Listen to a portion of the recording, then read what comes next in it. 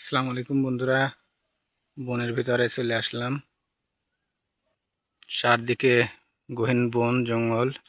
দেখেন জঙ্গলে কত গাছ আর কত কি। ভিতরে ঘুরতে ঘুরতে আনারস গাছ দেখতে পাচ্ছি। আমি আপনাদের কাছে থেকে দেখাবো। এই দেখেন আনারস গাছ।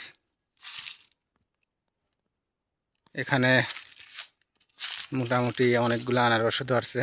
একদম দেখেন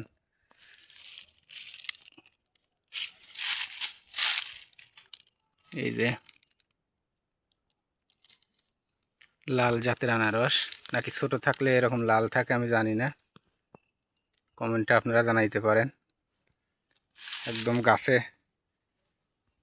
থেকে এরকম আনারস কে কে দেখছেন, আগে দেখেছেন কিনা কখনো জানাবেন। একদম জঙ্গলি পরিবেশে। মা কাটা বিঁধে গেল পায়ের ভিতরে।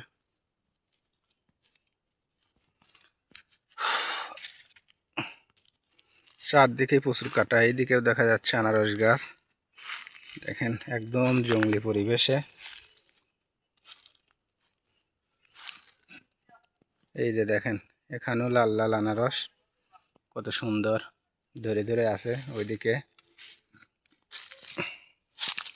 এই যে দেখেন, ওই যে ওই পাশে এই জঙ্গলের ভিতরেও এরকম আনারস ধরে ধরে রয়েছে গাছে অনেক পরিমাণে, বিশ্বাসই করা যায় না।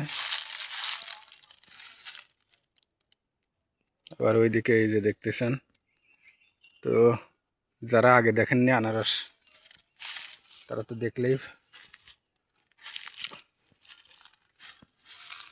আসলে এত অবহেলা অযত্নেও দেখে কত আনারস ধরছে।